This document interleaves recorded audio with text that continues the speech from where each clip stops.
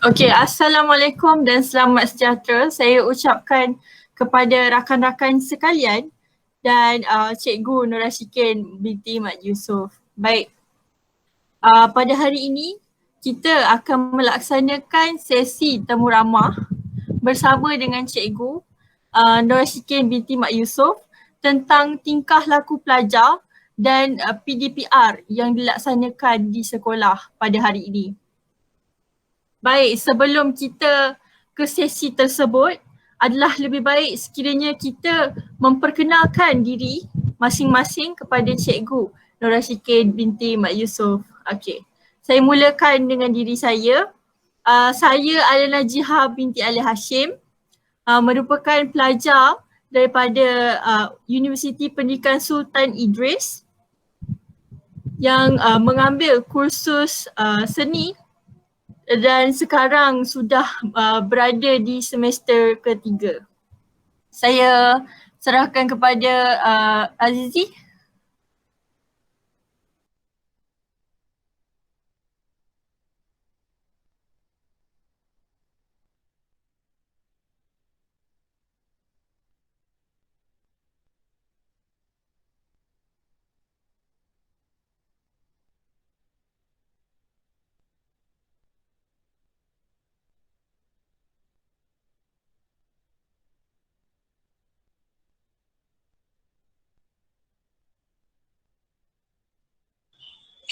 Terima kasih Azizi. Nama saya Muhammad Azim bin Ma'arif. Jurusan yang sama macam yang lain, pendidikan seni. Berasal dari Selangor, semester 3. Seterusnya saya serahkan pada saudara Muhammad Amizan.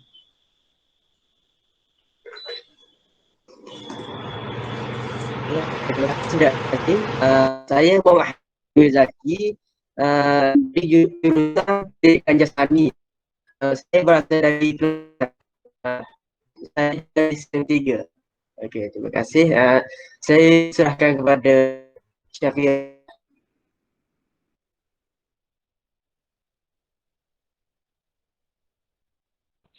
Assalamualaikum, nama saya Nur Syafira binti Kadir Zahar. Saya berasal daripada Batu Pahat Baru. Saya belajar dalam bidang Art and Science Pendidikan Seni. Seterusnya saya berikan kepada Nur Syamira. Assalamualaikum. Nama saya Nur Syamira binti Kadir Zahar. Saya mengambil jurusan Pendidikan Seni.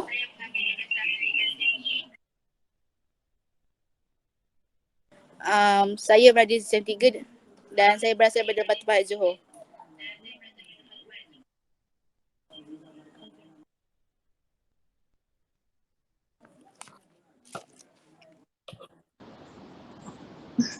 Okey, terima kasih.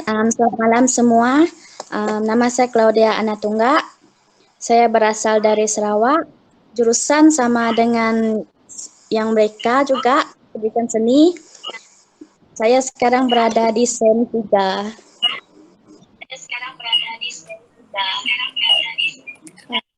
Suara pun susah. Bunyi tu.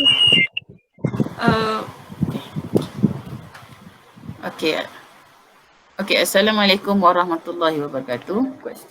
Saya Nur Ashikin Mat Yusof, berasal dari Kuala Kangsar, Perak. Mendapat pendidikan sebelum mendapat pendidikan di Maktab Perguruan Muhammad Khalid Johor Bahru pada tahun 1994 sehingga 1996. Memulakan pengajaran di SK Sentresa 2 pada tahun 1997. Berpengalaman mengajar selama lebih kurang 24 tahun. Saya telah mengajar di 5 buah sekolah kebangsaan dan juga 3 buah SJKC. Ya, ada apa-apa soalan? Baik, Cikgu pernah menerima apa-apa anugerah daripada sepanjang melibatkan diri dalam bidang pendidikan ni? Ya, saya pernah menerima anugerah khidmat cemerlang sebanyak 2 kali sebab saya mengajar di kelas pemulihan khas selama hampir 20 tahun dan bahasa Melayu bagi tahap 1 selama hampir 24 tahun. Saya memang option bahasa Melayu dan saya menyambung pengajian peringkat sarjana di Institut Perguruan Guru Kampus Ipoh. Sarjana Muda Bahasa Melayu. Baik, ada apa-apa soalan daripada rakan-rakan?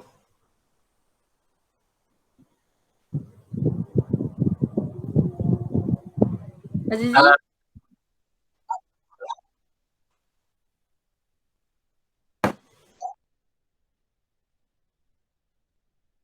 Boleh. Kita boleh teruskan kepada soalan kita.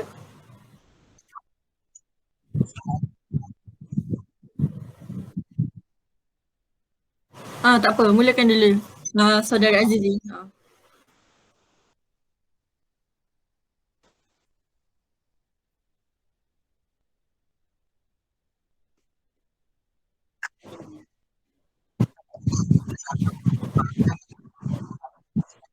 Ya.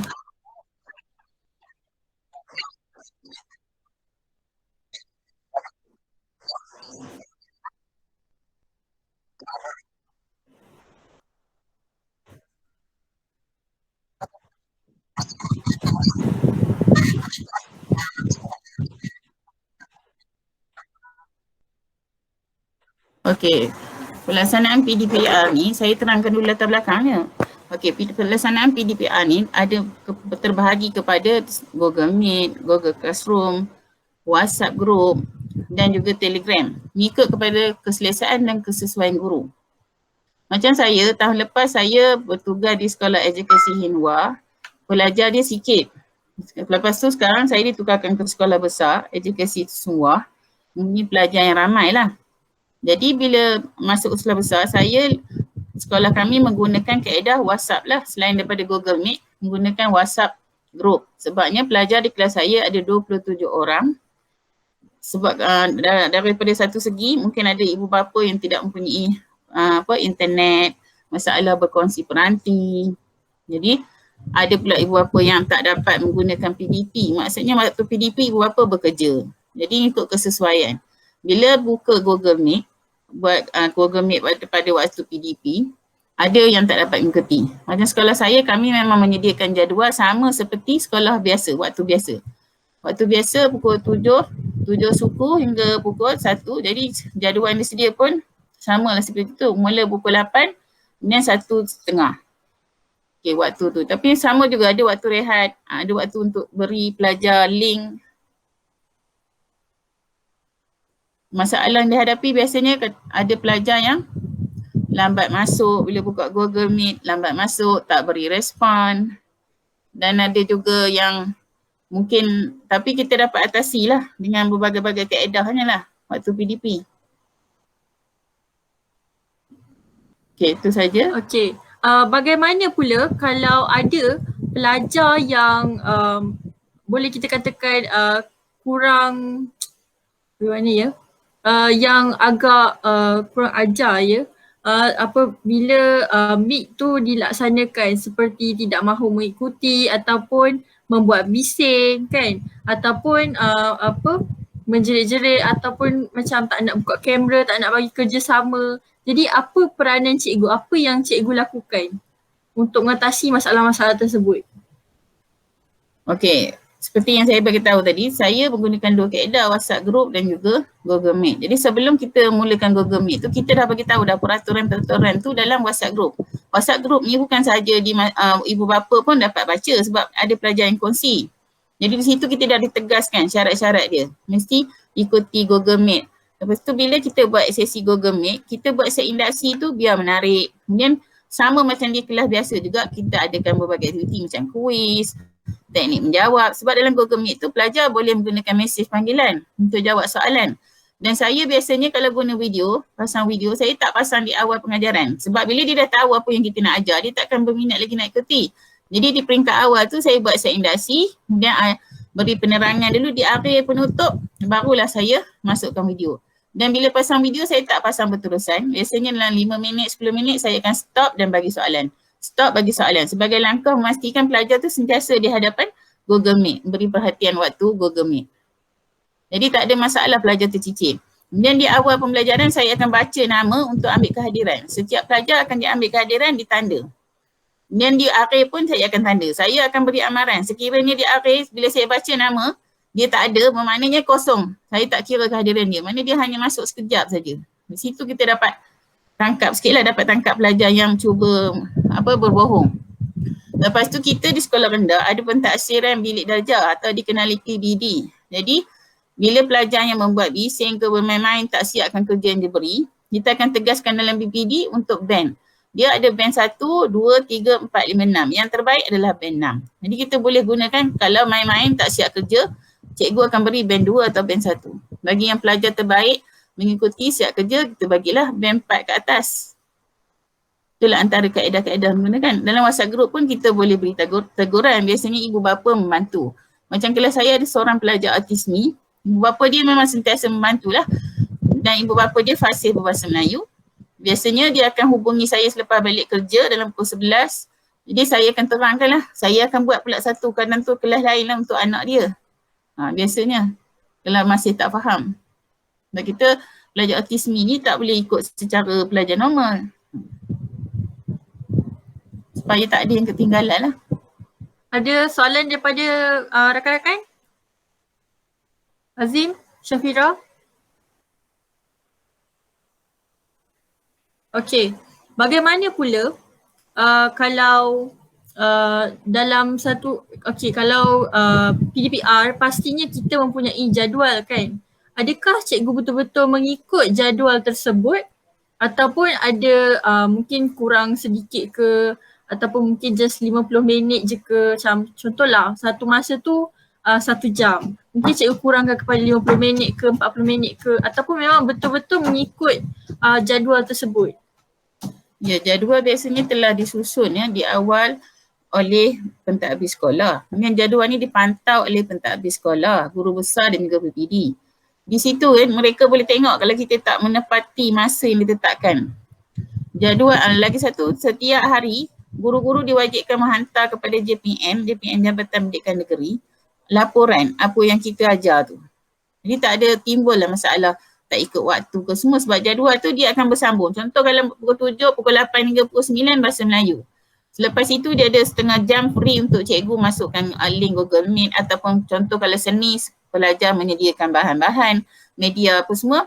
Jadi lepas tu, lepas bahasa Melayu, bahasa Inggeris. Jadi pelajar memang dah tahu dah waktu-waktu tu sebab jadual tu pun memang diedarkan dalam WhatsApp group.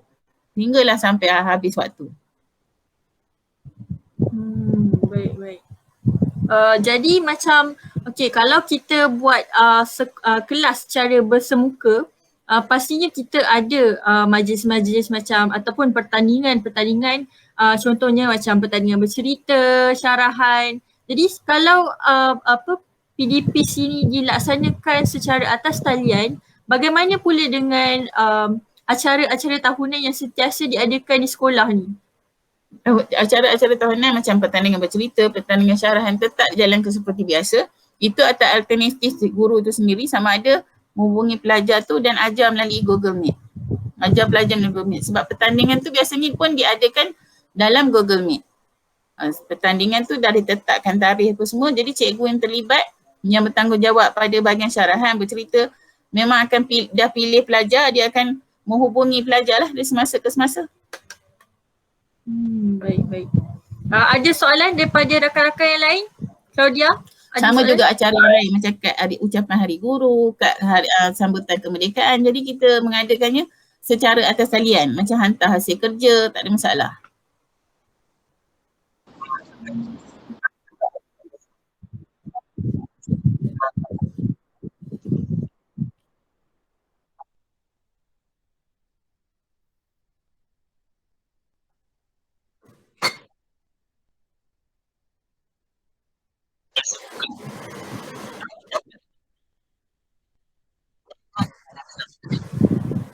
Dan biasanya yang ada pelajar yang jenis nakal lah, biasa kita akan hadapi lah. Bila kita beri soalan, dia main-main tidak menjawab dengan bersungguh-sungguh. Tapi kita boleh tegaskan dalam PDPR tu sebab kita ada pegang band tu. Kita ada senarai dia. Boleh tunjukkanlah band tu. Kita boleh beri penegasan di situ. Termasuk juga dalam WhatsApp group. Macam contohlah saya pernah berlaku, saya suruh hantar hasil kerja lukisan. Lepas tu saya terangkan dalam WhatsApp group. Ada pelajar dia terus jawab, sukar. Dia terus jawab. Dia macam untuk uji lah, sukar dia tulis 2-3 kali. Jadi kita kena jawab masa tu juga. Saya terus buka, saya kata siapa yang boleh siapkan dalam masa 1 jam ni, WhatsApp segera pada cikgu sama ada pun tepi atau masuk WhatsApp group. Adalah 5-6 orang yang hantar. Jadi saya tak sebut nama pelajar. Kita jangan sekali beri macam sebut nama dia, bagi dia malu. Saya terus puji pula pelajar yang hantar ni. Dia kata bagus. Dalam masa tak sampai setengah jam sudah ada yang siap. Tak ada pun istilah sukar pun semua. Jadi dia sendiri tahulah maksud saya tu. Salah satu cara lah. Kalau dalam kelas waktu Google Meet, saya akan beri teguran lah tapi tak sebut nama lah. Maksudnya secara menyuruh saya akan ambil seorang pelajar yang okey untuk jadikan model. Dia kata saya pujilah pelajar ni, bagus, ikut waktu, jawab soalan cikgu dengan bagus. Jadi dia di situ dia faham lah siapa yang saya tuju tu. Selalu saya buat macam tu lah. Ambil seorang pelajar sebagai role model. Terutamanya hasil kerja. Dan saya sering paparkan hasil kerja pelajar mana yang okey tu, yang hantar melalui Google Meet. Kerja-kerja yang bagus, yang siap. Ataupun saya masukkan dalam WhatsApp group kelas.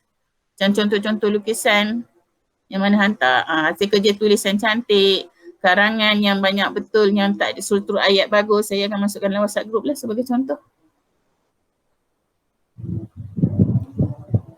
Ada juga saya buat macam ganjaran, macam tepuk tangan bila ada yang menjawab, beri respon. Yang tingkah laku okey, saya bagi ganjaran, tepuk tangan, pujian, macam itulah biasanya. Okay.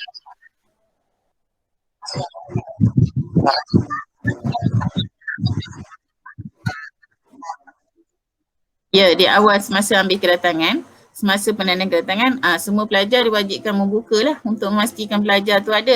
Itu juga seperti yang saya beritahu tadi, waktu array permulaan dan juga penutup. Saya akan pastikan semua pelajar buka Google Meet untuk lihat pelajar masih ada waktu PDPR tu. Kedatangan biasa ditanda 2 kali. Mana-mana pun memang macam guru-guru yang lain pun macam tu. Kedatangan kita tanda 2 kali. Tapi biasalah kalau waktu awal pagi tu biasanya ada yang kadang tu tengah makan lah, tengah minum. Jadi kita boleh beri teguran secara ni lah supaya menepati waktu.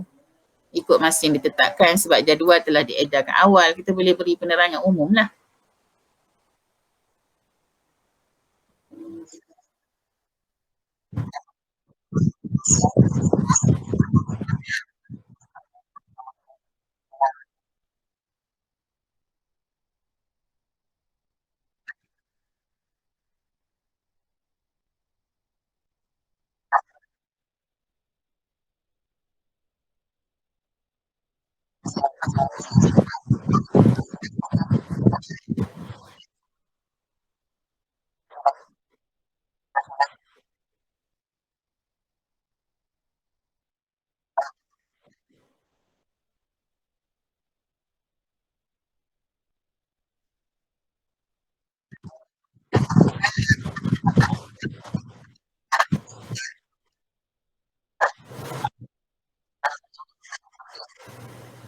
Okey, silibus memang kita mengikut silibus buku teks. Setiap pelajar memang ada buku teks di rumah.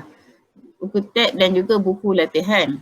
Biasa buku latihan ni kita pastikan pelajar menghantar di sekolah dekat pengawal guide ada sediakan kotak.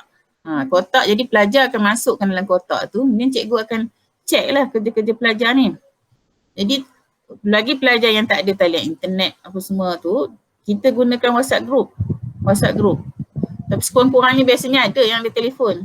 Kita gunakan WhatsApp group dan juga mereka ada juga yang kita tinggalkan kerja dia macam bentuk photostat ke apa dekat kotak tu. Memang di sekolah ada sediakan. Kemudian selain daripada PDPR itulah kaedahnya setakat inilah yang digunakan.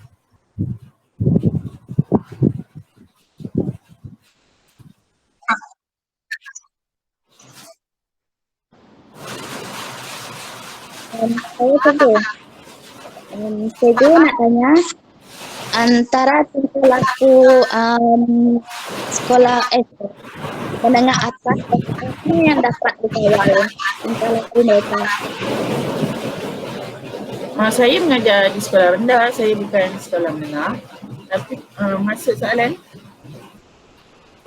Maksud soalan, adakah tingkah laku pelajar sekolah rendah itu dapat dikawal semasa PDR itu dijalankan? Tak dengar lah hujan. Maaf, dekat sini ada hujan lebat. Boleh tak ulang soalan balik? Maaf sangat, maaf. Okey, tak apa. Maksud saya, apakah tingkah laku pelajar sekolah rendah itu dapat dikawal semasa PDP? Oh, okey. Biasanya tingkah laku tu tak ada masalah kan. Macam tahap 2, 4, 5, 6 masih dapat dikawal lah melalui PDPR. Seperti yang saya cakap tadi lah, kita ada pentaksiran berasas bidik darjah. Biasanya ibu bapa juga yang memantau anak-anak dia ni, dia akan beri kerjasama lah. Dia pun tak nak anak dia mendapat markah yang rendah. Sebab kita pun adalah penilaian di situ, penilaian untuk pelajar ni.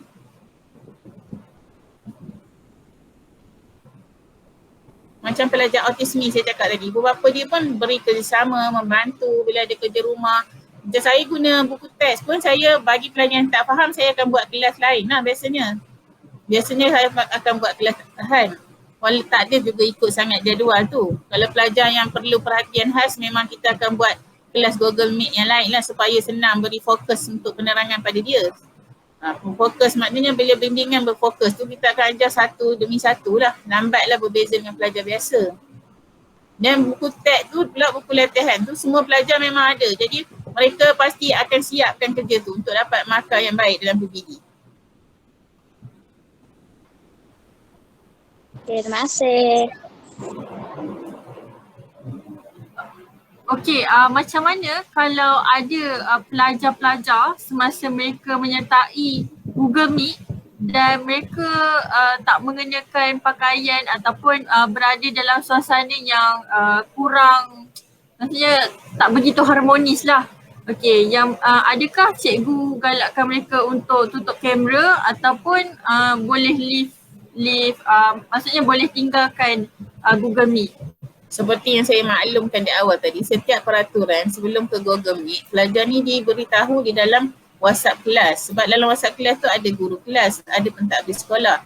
Jadi peraturan pelajar diwajibkan memakai pakaian sekurang-kurangnya baju sukan. Maknanya bukan, ialah walaupun pelajar Cina tak digalakkan. Biasanya digalakkan baju lengan panjang ataupun seluar panjang ataupun baju t-shirt. Memang dah diberi peraturan sebelum masuk ke Google Meet. Penegasan lah. Kalau ada pelajar yang tertekan telefon mata terbuka, dia punya kamera pun tak ada masalah. Semua dalam keadaan berpakaian sopan. Sama juga peraturan untuk pertandingan syarahan bercerita, kalau pelajar hantar dalam bentuk Google Meet, dalam bentuk rakaman video, memang dia ditegaskan sebabnya rakaman video syarahan pertandingan tu semua akan masuk dalam FB sekolah. FB sekolah, jadi kita nak paparkan, ibu bapa pun lihat, memang diberitahu peraturan pakaian dan lain-lain lah.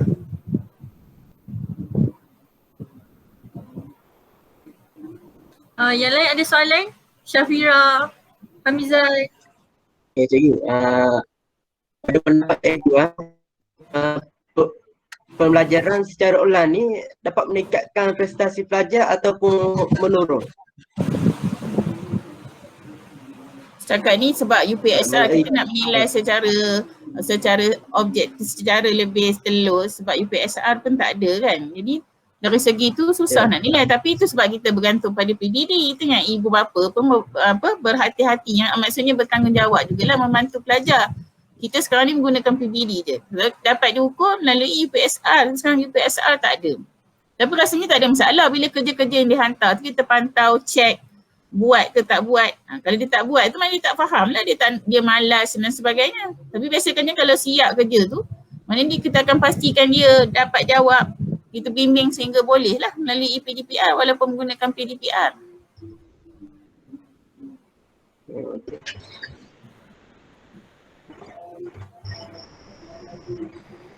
Yang lain ada soalan?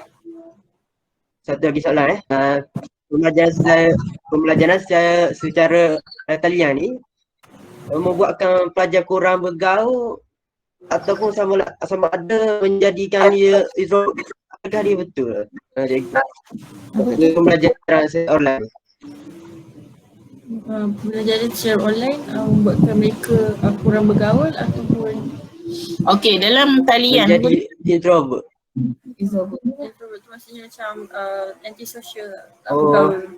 Okey, pembelajaran dalam talian ni kita ada juga buat macam apa, maksudnya bila buka kamera apa semua tu, di situ dia akan sama-sama menyumbang untuk memberi jawapan. Di situ mereka boleh bergaul juga, rasanya tak ada masalah. Dan kita akan macam contoh seni ke apa semua tu, masing-masing memberi pendapat.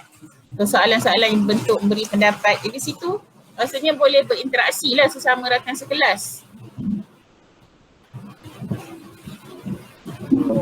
Macam soalan kuis, soalan kuis lah. Ujian lagi lepas.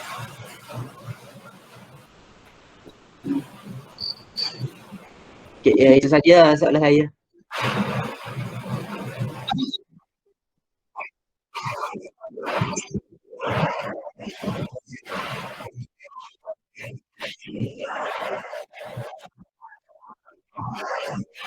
Core kurikulum dan seperti tadi lah, bercerita tu termasuk dalam core kurikulum. Bercerita, syarahan, macam kad-kad ucapan tu dalam, itu di bawah core kurikulum lah, kecuali pendidikan jasmani. Itu memang kita waktu pendidikan jasmani kita cuma pasang video, suruh murid ikuti lah untuk buat secara terus tu.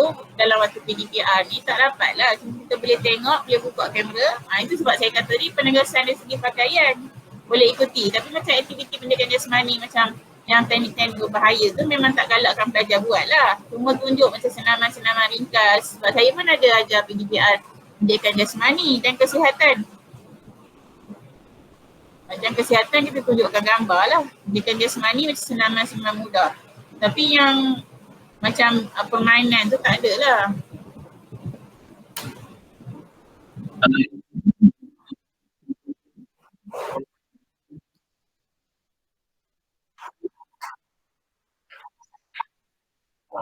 Biasa saya gunakan video je lah. Biasa saya gunakan video. Tapi kalau di sekolah pun saya buat juga senaman-senaman ringkas. Biasa guna video senaman ringan. Itu pun saya masuk pula lagi dekat WhatsApp. Macam contoh imbangan, teknik imbangan yang agak berbahaya, saya beritahu pula lagi dalam WhatsApp group supaya ibu bapa tahu jangan buat mana asyik-asyik imbangan yang berbahaya. Macam imbangan sebelah kaki, lompatan, saya terpaksa maklum ke pula dalam WhatsApp group. Tapi macam aktiviti memanaskan badan apa semua tu, saya macam aerobik tu adalah buat yang senaman-senaman ringkas tu. Saya pun pakai t-shirt lah di rumah, pakai yang sesuai. Ada juga yang aerobik, apa tu, gerakan-gerakan mudah.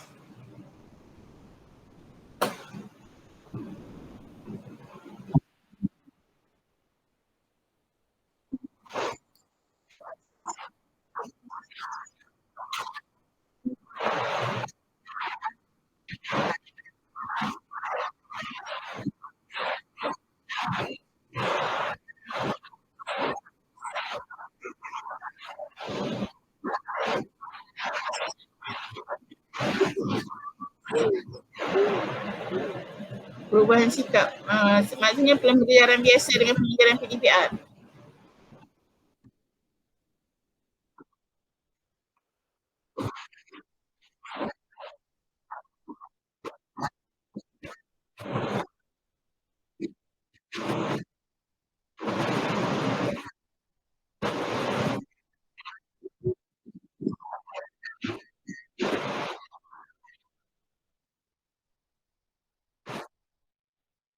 Oh, setakat ni tak ada lah. Setakat ni tak ada lah macam itu sebab pelajar pun diwajibkan makan pelitup kan, pelitup. Betul. Jadi tak ada masalah, jarak pun di sekolah memang dah ada letak kain rentang, ni tali rentang apa semua. Ke kantin pun makan pun di kelas, separuh di sebanyakkannya di kelas, dijarakkan, semua ikut pematuhan SOP lah yang ditetapkan.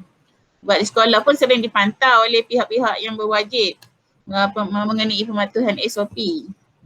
Jadi tak ada masalah.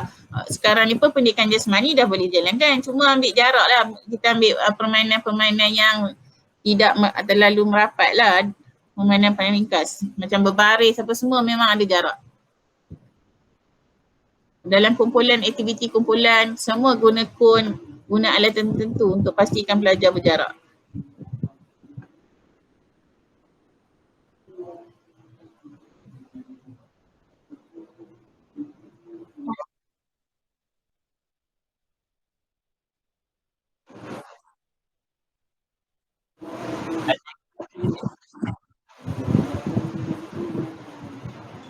Cikgu, kalau tadi cikgu banyak cerita pasal masalah tingkah laku, masalah pembelajaran di masa zaman online ni. Kalau sebelum ni, masa zaman bersemuka, ada tak masalah tingkah laku atau masalah pembelajaran yang cikgu alami? Okey, saya pernah yang bersemuka, saya mengajar di kelas Mulia Hanas. Saya pernah mendapat pelajar daripada 3 kategori. Seorang masalah OKU pendengaran, seorang masalah autismi dan seorang lagi hyperaktif. Jadi dikumpulkan dalam satu kelas. Walaupun pelajarnya 3 orang tapi berbeza masalah pembelajaran. Yang macam hyperaktif ni bukan waktu saya lah, dia waktu rehat pun dia boleh masukkan jari lah dalam pengasah, kemudian dia pusing bagi masukkan jari dalam pengasah. Jadi bayangkanlah apa jadi. Jadi maknanya kita tak pelajar seperti kita tak boleh lepas daripada mata. Kita kena sentiasa fokus pada dia. Yang masalah OKU pendengaran pula, dia tak dengar, dia tak boleh mendengar. Jadi masalah dia tak boleh mendengar apa. Dia pula pelajar Cina. Dia tak boleh tengok mimik muka saya ke mimik mulut saya, apa perkataan saya ucapkan. Yang seorang lagi autismi pula dia jenis diam dia tak bergerak. Jadi kita kena guna pengalaman tu yang agak mencabar, kena guna satu kaedah yang boleh ketiga-tiga ni ikuti. Jadi seorang lagi disleksia, dia suka tengok terbalik. Jadi kena guna satu kaedah mereka boleh ikuti. Jadi satu caranya saya guna banyak bahan mak wujud. Bahan mak wujud yang menarik, boleh menarik dia. Contohlah kalau saya nak kenal ke huruf U dengan N kan hampir sama tapi terbalik. Jadi saya guna, kalau gelas tu yang terbuka tu U, yang terbalik tu N. Ini saya buatlah dalam permainan. Dia boleh ketuk-ketuk, saya buatlah ajarlah lagu, nyanyi lagu ayam didik ke apa untuk ketuk bunyi. Maknanya yang ketuk yang boleh dipegang ni adalah huruf N. Yang boleh masuk tangan, masuk jari ni adalah huruf U. Sebagai satu cara untuk menarik pelajar ni. Dari situ daripada UN ni barulah saya ajar macam eja nona, eja sebabnya pada kelas pemulihan dia ada periksa tak konstruk 1 hingga 12. Dipanggil ujian Linus. Mereka kena melepasi ujian ni. Ya. Jadi itulah antara kaedah-kaedahnya guna bahan mak wujud selain daripada nyanyian, video untuk menangani pelajar seperti ini. Terima kasih cikgu. Tapi itu pengalaman cikgu mengajar apa budak-budak autism apa semua. Kalau yang pelajar yang normal tak atau aliran yang biasa? Kalau aliran normal ni macam sekarang ni dah jam 4.56 ni, daripada segi sikap lah. Kadang-kadang dia cakap tu agak tak sesuai lah untuk sekolah kan, untuk bahasa di sekolah. Jadi di situ kita tak boleh juga tegur macam sebut nama dia ke apa ke. Nanti dia akan malu, nanti dia hilang keyakinan diri, tak nak bagi ucapan ke apa semua. Jadi salah satu cara dia kita gunakan tu lah, kita tegur menyeluruh gunakan role model, mana kawan-kawan ini. Kemudian kita bagi tahulah peraturan-peraturan di kelas, jangan bercakap yang ni, yang bukan-bukan. Dan ada juga kadang-kadang dia tak bagi respon di kelas kan. Macam kalau kita masuk tu semua nak cakap, semua bising. Tak apa, kita diam. Diam perhatikan si orang. Lama-lama dia diam sendiri, baru kita boleh mulakan pengajaran.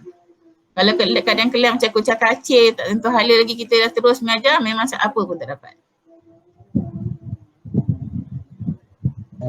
Terima kasih.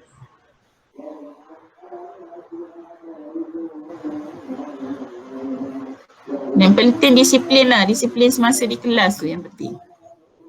Dapat kontrol kelas, disiplin di kelas, baru PDP boleh berjalan dengan baik. Okay, macam mana kalau terjadinya satu situasi di mana seorang pelajar ni enggan memberi apa-apa respon terhadap apa yang cikgu belajar, mengajar. Contohnya dia tak nak buat kerja, dia tak nak menulis, melukis semua tak nak mengikuti pembelajaran. Dia just memang nak duduk sahaja.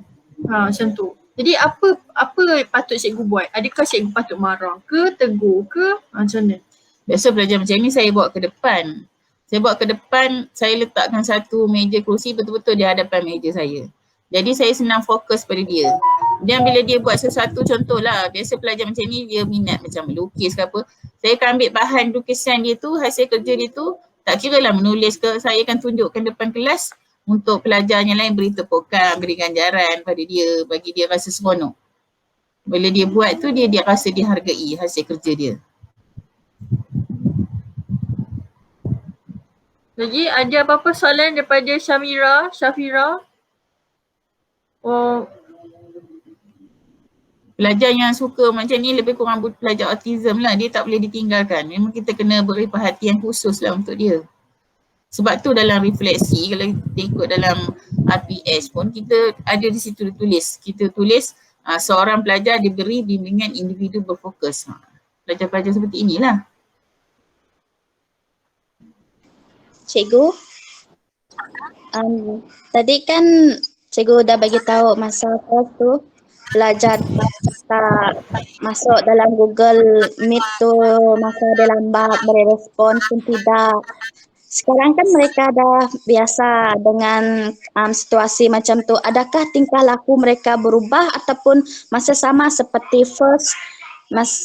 masih sama seperti pada mula pandemik tu berlaku, kelas online tu?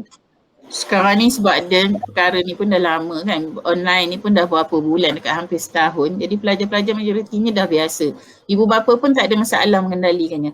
Sebab kadang-kadang ibu bapa juga yang tolong masukkan anak-anak ke Google tu, yang kadang-kadang salah tekan, tu perkara biasalah, salah tekan, kadang voice terbuka. Tapi sekarang ni nampaknya dah semakin baik lah. Sambutan pun yang masuk Google Classroom, Google Meet ni pun semakin ramai. Macam tak sama macam peringkat awal tu. okey, ada soalan daripada Nur Syafira. Okey, dia katanya, okey, wajarkah pembelajaran atas talian diteruskan pada pandangan cikgu? Tapi saya pada pandangan saya lah, saya rasa lebih baik secara bersemuka lah. Tapi kalau pandemik ni masih tidak berakhir, ini sajalah alternatif yang adanya kan. Ini saja alternatif yang ada. Daripada pelajar terus ketinggalan, takkan nak bergantung kepada ibu bapa. Mesti juga cikgu juga yang bimbing. Jadi salah satu caranya, yang cara selamatnya, inilah kita teruskan cara atas talian ni. Okey, pada pandangan cikgu lah, adakah PDPR ni memberi banyak kelebihan daripada kekurangan? Kelebihannya sekurang-kurangnya pelajar tu tidak ketinggalan lah. Dia pun masih boleh, maknanya buku teks digunakan, buku kerja digunakan, buku latihan digunakan, daripada tak guna talian, tak guna apa semua, jadi benda tu terperap dalam beg sajalah. Sekurang-kurangnya satu alternatif ni dia gunakan untuk membantu pelajar tidak terus ketinggalan. Dan juga dia, maknanya dia di rumah, dia dibagi jadual, dia akan ikut jadual tu. Dia tidaklah dia sia-sia tinggal di rumah, ada masa dia diisi walaupun menggunakan dalam talian ni.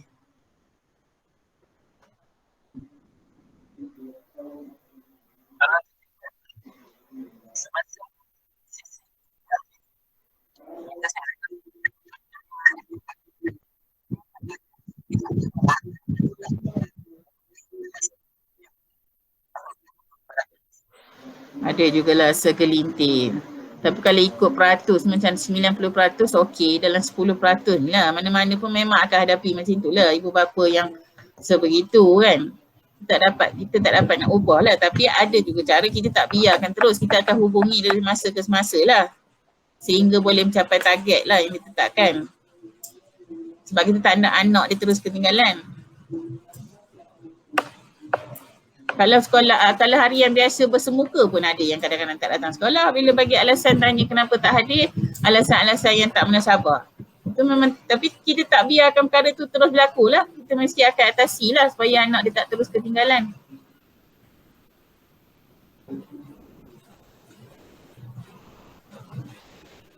Baik, ada soalan daripada rakan-rakan? Syamira?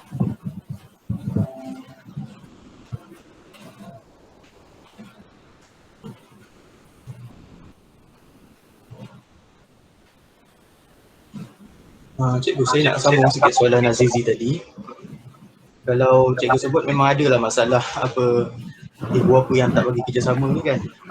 Jadi macam mana pihak sekolah atau cikgu sendiri nak selesai, sama ada nak berhubung terus ke ibu bapa itu ke atau macam mana? Biasa guru kelas akan hubungi ibu bapa lah sebab kadang-kadang masalah ibu bapa ni tak mampu nak beli telefon. Tapi kita, macam sekolah saya je lembaga sekolah, kami biasa beri bantuan kepada pelajar yang tak mampu ni, yang tak ada telefon tu semua. Lepas tu biasanya guru kelas akan hubungilah, tanya apa masalahnya. Sehinggalah mereka ni boleh sama seperti pelajar biasa ni. Memang tak dinafikan lagi satu waktu bekerja. Ada pelajar, ada ibu bapa yang kerja kilang. Kerja kilang kadang kerja shift, dia tak dapat nak tengok anak dia kan macam. Tapi tak apa, kita beri kelonggaran. Sebab tu saya pun kadang-kadang kelas saya sampai pukul 12 malam. Ada ibu bapa baru nak hantar hasil kerja anak dia. Pukul 12, telefon saya berbunyi lah. Ibu bapa hantar kerja sekolah. Jadi kita tak tetapkan pada ibu bapa tu waktu PDP pukul 8 hingga pukul 1.30 tu mesti hantar, mesti ikuti. Tak ada. Kita beri kelonggaran. Kita pun faham masalah mereka. Terutamanya peniaga. Macam saya sekolah Chinese, banyak ibu bapa yang peniaga tutup kedai pun pukul 11 malam. Jadi dia nak tiba rumah lagi, nak tengok kerja sekolah anak dia.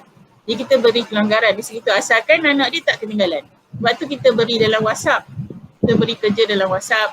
Kita bagi lagi dalam kelas Google Classroom. Jadi dia boleh hantar kerja tu bila-bila masa. Yang penting dalam seminggu tu kita kumpul kerja, dia akan hantar untuk seminggu. Kita bagi tempoh seminggu untuk siapkan setiap kerja.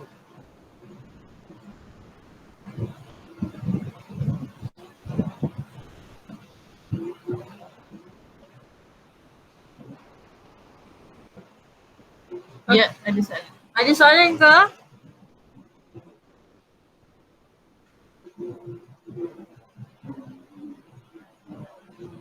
Ada? Cikgu, bagi melahirkan pelajar yang seimbang dari segi akademik dan sosial, bagaimanakah guru ingin memantau sosial pelajar dalam akademik ini?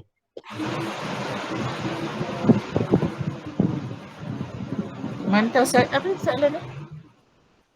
Boleh ulang semula Saudara Hafizan? Bagi melahirkan pelajar yang seimbang dari segi akademik dan sosial, bagaimanakah guru memantau sosial pelajar ini dalam akademik COVID-19 ni? Itulah melalui hasil kerja lah, hasil kerja yang dihantar tu, hasil kerja tu. Jawapan dia, hasil kerja yang dihantar.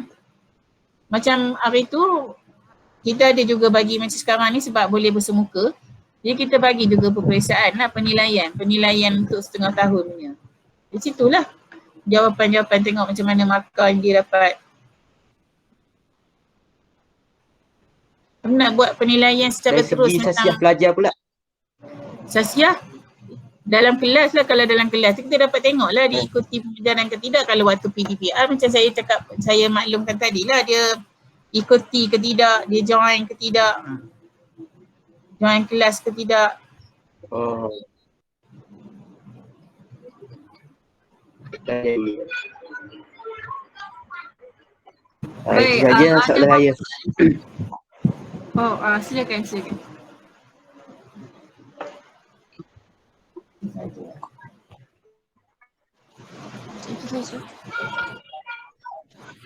Okey, nampaknya kita dah berada di penghujung sesi. Baik, jadi sebelum kita mengakhiri sesi ini, marilah kita selfie bersama-sama. Okey, kita selfie dulu. Okey, sekejap. Sila buka kamera.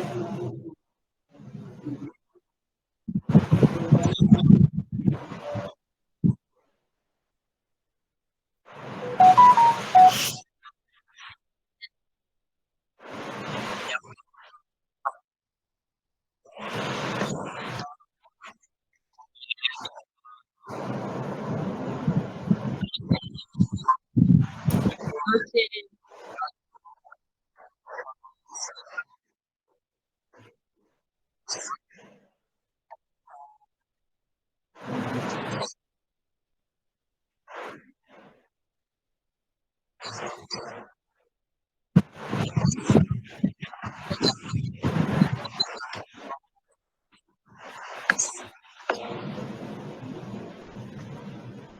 Baik, terima kasih cikgu. Okey, saya harap semuanya menjadi guru yang berjaya. Terima kasih cikgu. Terima kasih cikgu. Pasti ikan kat belakang.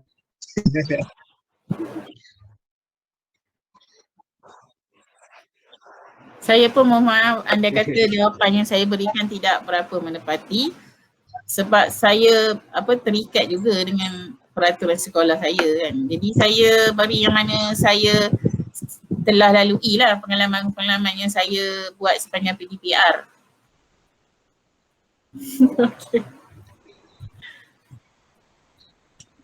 Okey.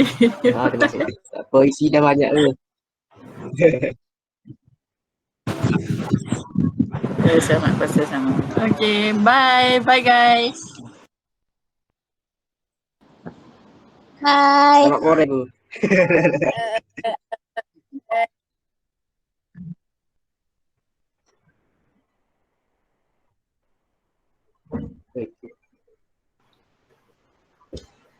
Si Batik sampai mana? Batik.